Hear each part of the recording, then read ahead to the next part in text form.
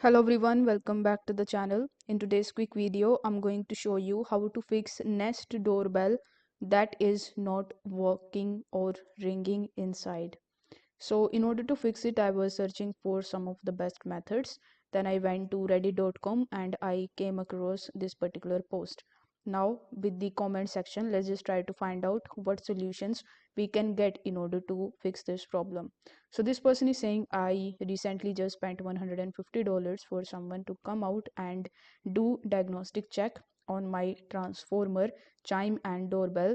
Guy couldn't figure it out. Now after $150 later, me getting a thought to disconnect one of the connectors on my chime, it works. I am pissed.